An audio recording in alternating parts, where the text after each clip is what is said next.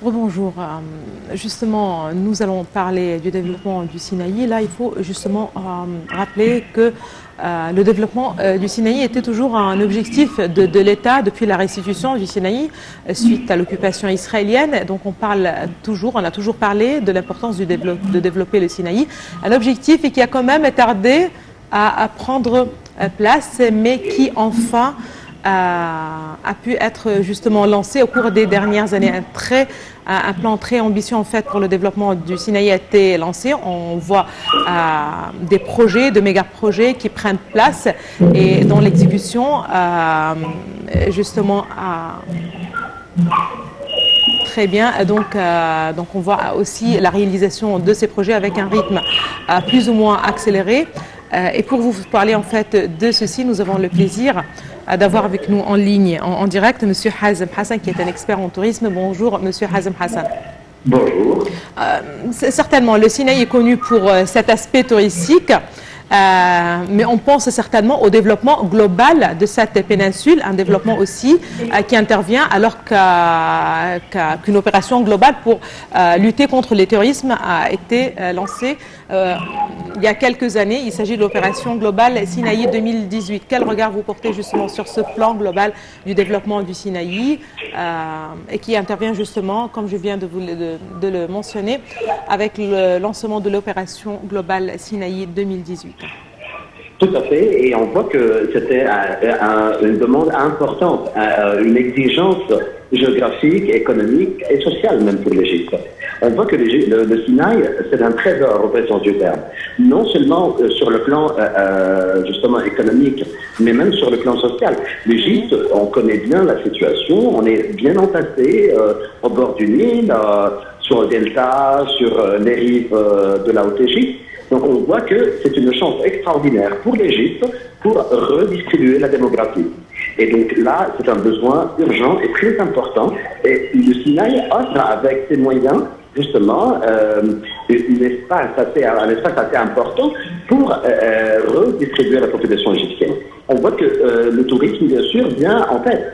Parce que le Sinaï possède des moyens et des attraits touristiques très importants. Non seulement les stations balnéaires qu'on peut créer sur la mer Rouge, mais aussi il y a le côté touristique. On parle justement de plusieurs sites importants comme Sarabit el-Khadem, l'Ernim, qui date de l'époque de l'Égypte ancienne, et de toutes les époques, effectivement, la forteresse ou l'île de Pharaon, on voit aussi le tourisme religieux. Et on parle du monastère Sainte-Catherine et les autres monastères qui se trouvent dans le sud du Sinaï. On voit que le Sinaï est un pays riche malgré sa nature désertique et riche avec la pluie. On voit qu'on peut créer des nouvelles communes, des nouvelles villes et agrandir les villes existantes.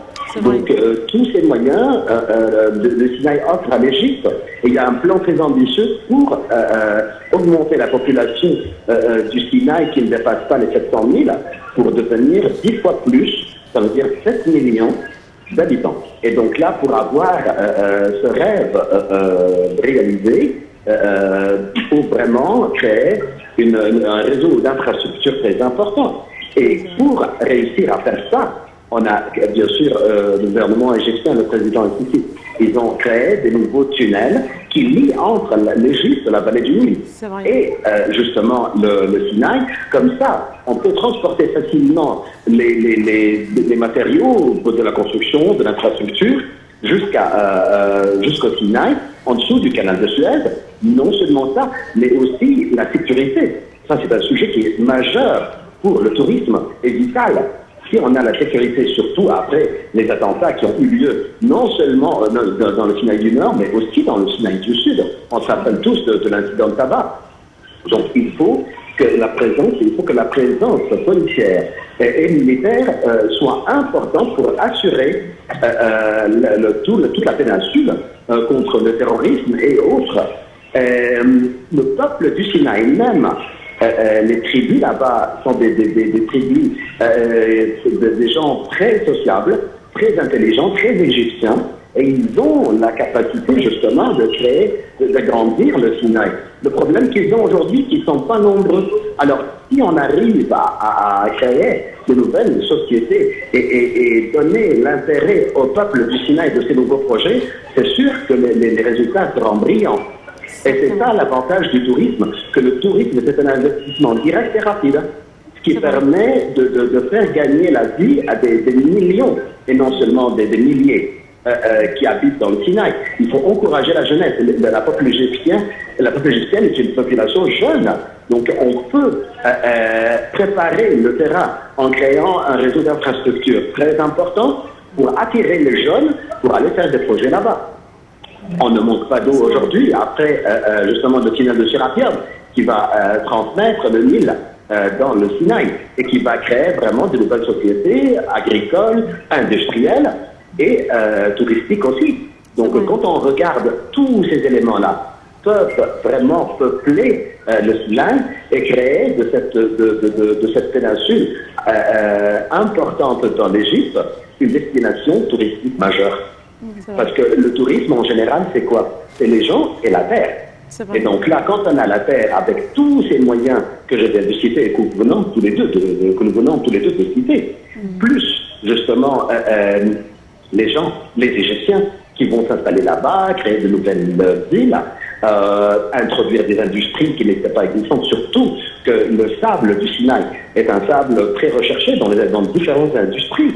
Donc quand on arrive à construire des usines aussi, ça va être un plus pour le Sinaï et pour augmenter la population égyptienne là-bas. Et donc là, ce sont des étapes qui viennent maintenant au bon moment, après avoir nettoyé le Sinaï du terrorisme et instaurer la sécurité là-bas grâce à nos héros de l'armée égyptienne et de la police égyptienne.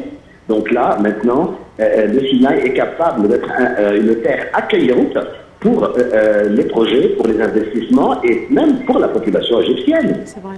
Donc on voit que le Sinaï offre vraiment une opportunité exceptionnelle, soit pour la jeunesse égyptienne pour sortir de la vallée étroite et le delta du Nil, jusqu'à un espace assez large qui permet, avec tous les moyens que le Sinaï possède, de varier les activités entre industrielles, agricoles et touristiques.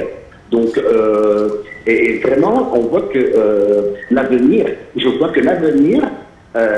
économique du pays, touristique du pays, est vraiment dans le Sinaï, beaucoup plus que n'importe quelle région en Égypte. Voilà. Merci beaucoup à vous, Monsieur Hazem Hassan, vous êtes expert en tourisme. Merci beaucoup de ces précisions. Là, justement, comme vous l'avez mentionné, beaucoup d'aspects en rapport justement avec le développement du Sinaï. Là, je tiens à vous remercier aussi, Madame, Monsieur, de nous avoir suivis ce matin. Très bonne journée à toutes et à tous. Très bonne journée aussi à toi, JM. Bonne journée, Donna, mesdames et messieurs. Bonne journée et rendez-vous demain à la même heure, mais avec une autre équipe. Merci et restez avec nous sur Nile TV International. Bonjour.